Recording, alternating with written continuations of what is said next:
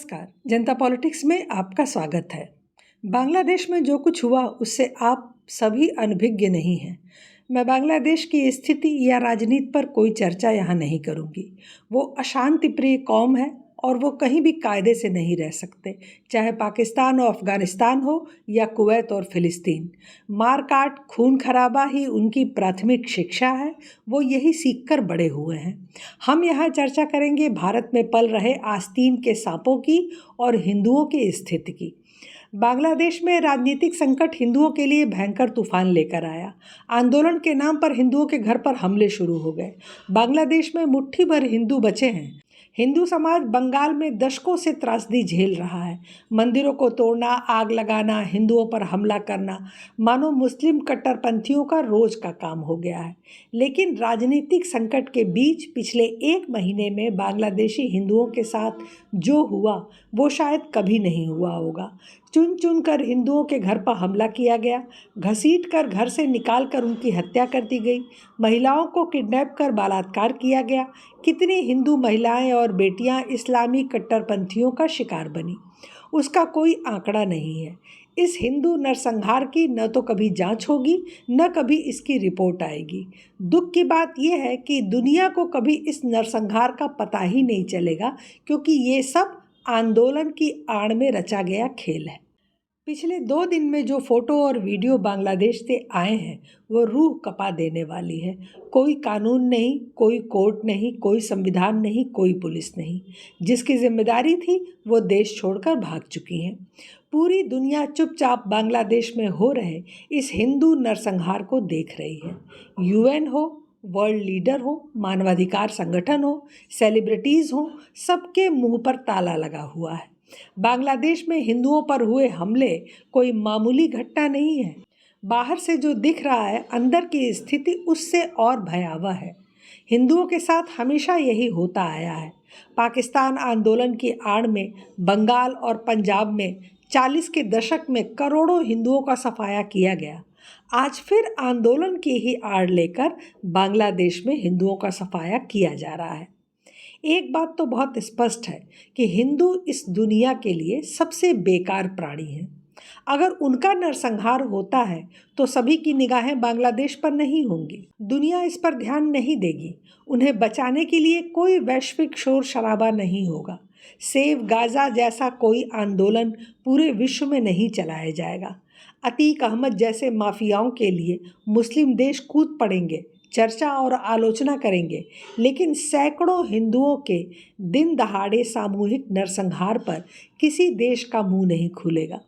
पश्चिमी देश हिंदुओं के लिए अपने देश की सीमाएं नहीं खोलेंगे। वो सिर्फ मुस्लिम शरणार्थियों के लिए खुलती हैं। मतलब पूरे विश्व के लिए हिंदू 2m दर्जे के नागरिक हैं। इसलिए भारत को हिंदुओं की सुरक्षा के लिए हर संभव प्रयास करना चाहिए।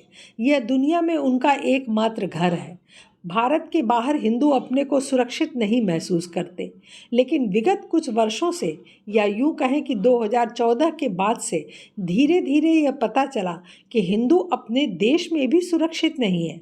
आप सोचेंगे मुस्लिमों की बढ़ती आबादी या ईसाइयों की बढ़ती आबादी की वजह से। जी नहीं। अगर सरकार सचेत रही और घुसपैठियों और जनसंख्या पर नियंत्रण कर लिया तो मुस्लिम या ईसाई फिलहाल अभी 100 सालों तक वहां नहीं पहुंच सकेंगे जहां हिंदू हैं। फिर देश के अंदर हमारे असुरक्षित रहने का कारण कौन है? ये हैं वामपंथी विचारधारा वाले लोग और कुछ विपक्षी दलों के नुमाइंदे, जो मुसलमानों और ईसाइयों के साथ मिलकर देश को रसातल में पहुंचा रहे हैं, जो देश में आग लगाकर इसे गृह युद्ध की तरफ ढकेल रहे हैं। बांग्लादेशी न्यूज़पेपर कह रहे हैं कि हिंदुओं के धार्मिक स्थल, घर व दुकानों में आगजनी हुई, हिंदुओं पर हमले हुए हैं, मगर जुबैर, सायमा, राणा अयूब, रवीश कुमार, अजीत अंजुम, आरफा शेरवानी समेत समूचा विपक्ष यह साबित करने पर तुला है कि बांग्लादेश में हिंदू भारत से भी ज़्यादा सुरक्षित हैं और वहाँ युवा शक्ति जीती है। अब आप सोच सकते हैं इनका स्तर। हम कुछ उदाहरण आपको दिखाते हैं। सबके विचार बताना तो संभव नहीं होगा। सबसे पहले मिलिए देश के असली दीमक से, क्रांतिकारी पत्रकार रवीश कुमार बता रहे हैं कि बांग्लादेश में जिसे लोग लूटपाट कह रहे हैं वो लूटपाट नहीं, जनता को मिले अधिकार और शक्ति का एहसास है।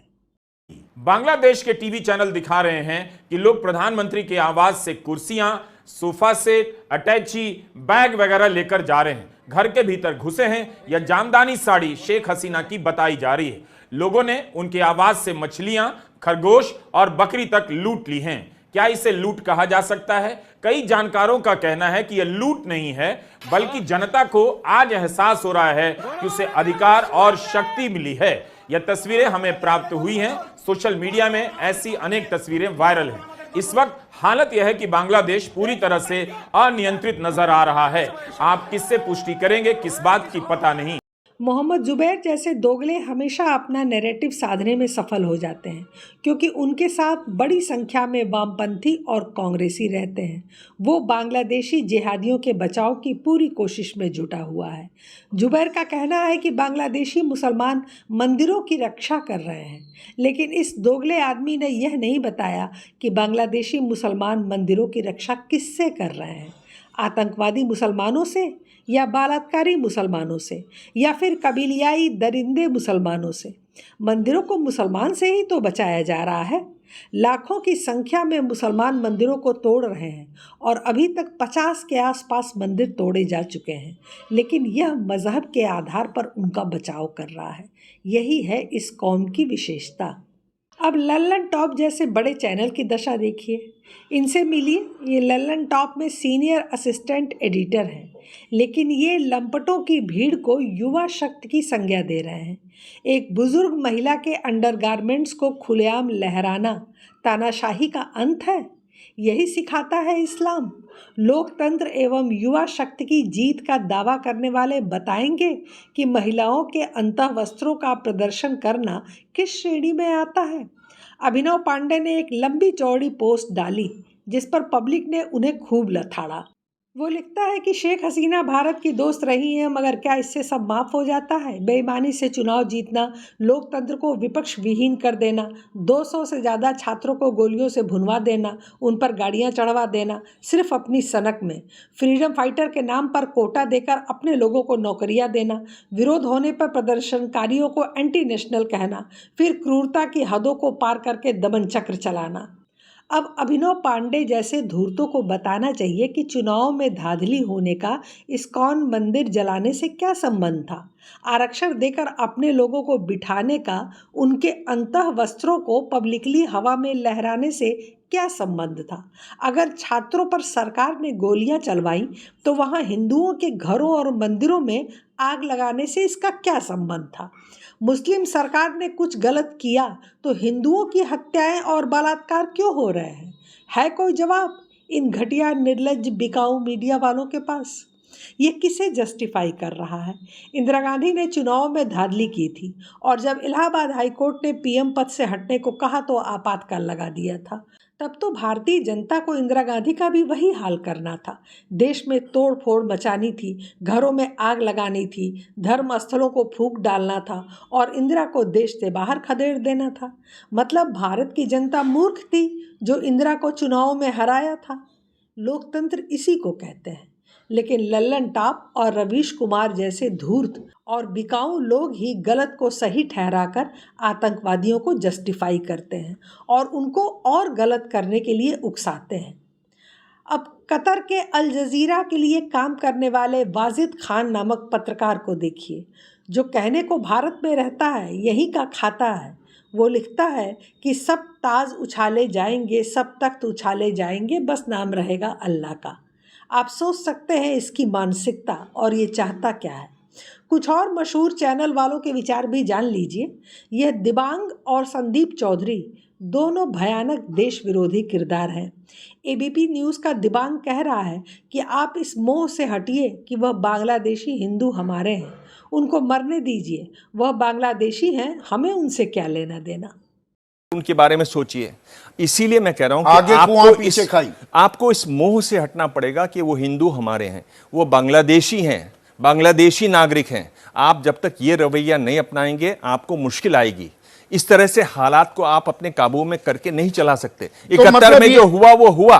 ठीक है, ये दुविधा है जिसको सुलझाना यही सबसे अहम। सुना आपने कितनी नीच और घटिया सोच है इसकी?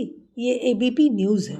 सीडीएस जनरल विपिन रावत ने इनका बड़ा सटीक विश्लेषण किया था कि भारत 2.5 मोर्चे पर लड़ रहा है, एक पाकिस्तान, दूसरा बांग्लादेश और आधे देश में बैठे इन गद्दारों से। आधे वाले आज फिर से सोशल मीडिया पर एक्टिव हो गए हैं। आरफा खानम का भी दर्द देखिए। लिखती हैं कि संघ की नई रणनीति अब बांग्लादेशी प्रदर्शनकारियों को शैतान के रूप में पेश कर रही है।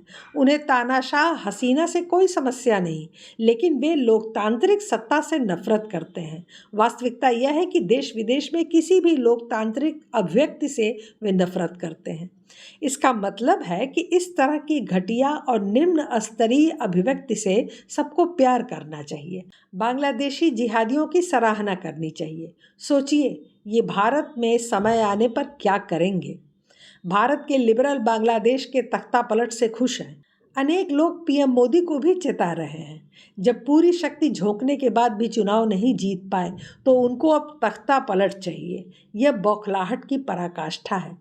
मोदी विरोध में वे लोग इतने अंधे हो गए हैं कि वो भारत में भी बांग्लादेश तरीका तख्ता पलट चाहते हैं और स्वप्न देखते हैं कि इसी तरह लोग संसद और पीएम आवास में दाखिल हों। यह राष्ट्रद्रोह की दुर्गंध है। पहचानिए और सचेत रहिए। भारत जैसे महान देश का खाते हैं, इसी देश में छेद करते हैं, इसी देश में अराजकता के सपने देखते हैं, इसी देश के चुने हुए प्रधानमंत्री की हत्या की साजिश रचते हैं, इसी देश को अस्थिर करने और तोड़ने की इच्छा रखते हैं। इन्हीं के बल पर मुसलमान यहाँ दंगा फसाद या उत्पात मचाने की हिम्मत रखता है, क्योंकि कोई एक्शन होगा तो ये तुरंत सोशल मीडिया से सुप्रीम कोर्ट तक चरस बो देंगे, और नहीं तो कुछ बाहरी देशों को भी लिख देंगे जिससे दबाव में तुरंत एक्शन रोक दिया जाए। जो लोग शेख हसीना के मुल्क छोड़ने और इस्तीफे को लोकतंत्र की विजय, युवा शक्ति की जीत और तानाशाही का अंत बताते नहीं थक रहे, क्या उन्होंने हिंदुओं के साथ हो रही क्रूरता पर एक शब्द भी लिखना उचित समझा? कहीं नहीं, क्योंकि न वो हिंदू हैं, न उन्हें हिंदुओं से कुछ लेना देना है, लेकिन कहते वो अपने आप को हिंदू ही हैं। अब ऐसे आस्तीन के सांपों से देश कब आज़ाद होगा पता नहीं।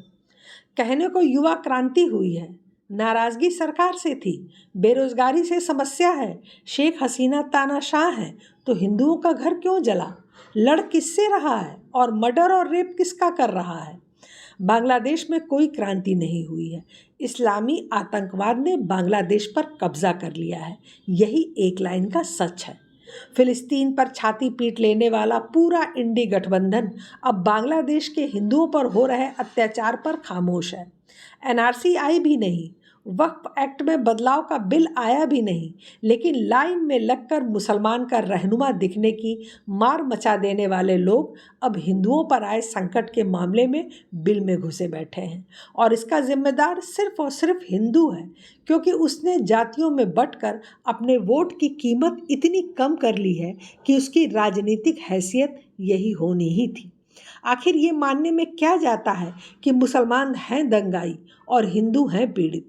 लंदन का लेस्टर हो, बांग्लादेश हो या फिर भारत में दिल्ली ही क्यों न हो, हर जगह एक ही ट्रेंड है, हिंदुओं को मारो, दिखावे के लिए उन्हें बचाने की बातें करो, सोशल मीडिया में ह्यूमन चेन वाली तस्वीर वायरल करो।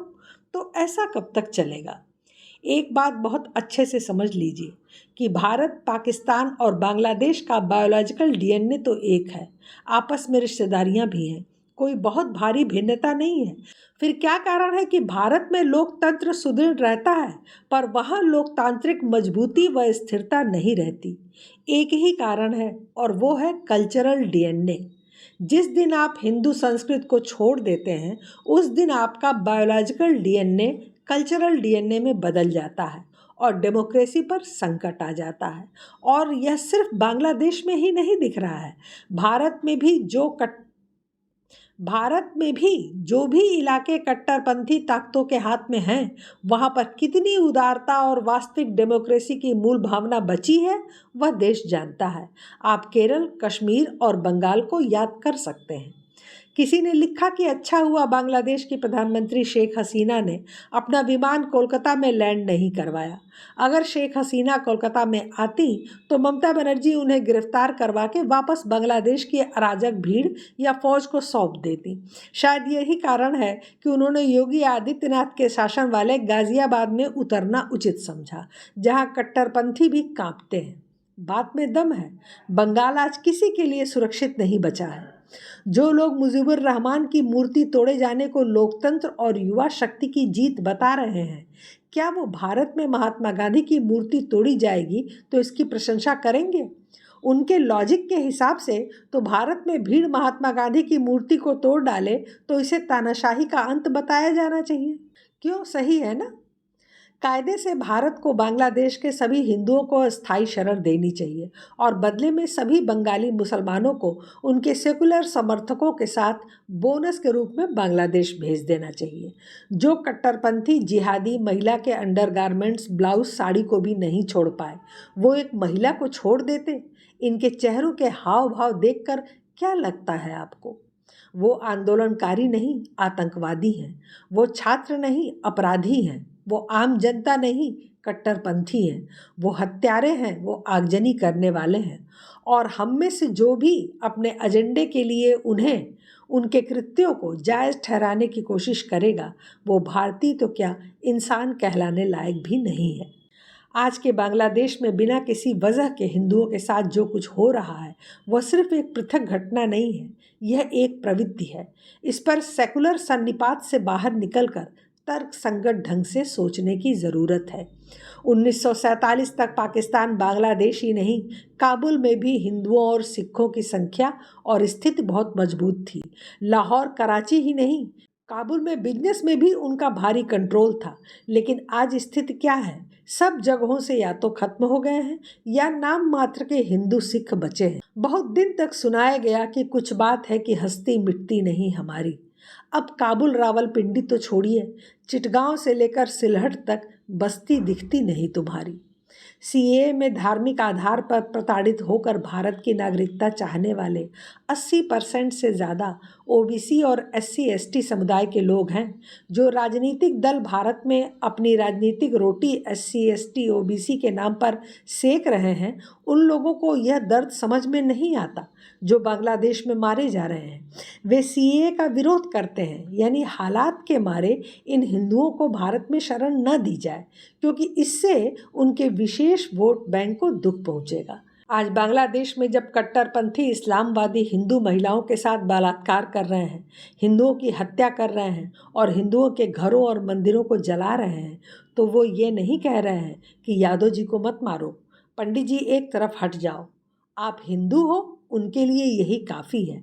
आपकी बेटियां, बहनें भी उनके लिए हिंदू सामान हैं। इस बात को याद रखना कि आपका जातियों में बंटना ही आपको समाप्त करेगा। पहले श्रीलंका जैसा हाल भारत को हो, ये दुआ की जा रही थी। अब बांग्लादेश जैसा भारत में हो जाए, इसकी दुआ मांगी जा रही है। गजब घटिया लोग हैं ये। भारत के नागरिक हैं और भारत को ही बांग्लादेश जैसा देखना चाहते हैं। अब ज़्यादा समय नहीं है। अगर इन घटनाओं से हिंदुओं ने सबक नहीं सीखा और सभी जातिवादियों और देशद्रोहियों को मिलकर नेस्तनाबूद नहीं किया, तो आने वाला समय बहुत दुखदाई होगा। इसे याद रखिएगा। फिलहाल आज के लिए बस इतना ही। हमारे चैनल को सब्सक्राइब करें, लाइक करें और शेयर करें। अपने विचार हमें कमेंट बॉक्स में ज़रूर बताएं। धन्यवाद। नमस्कार।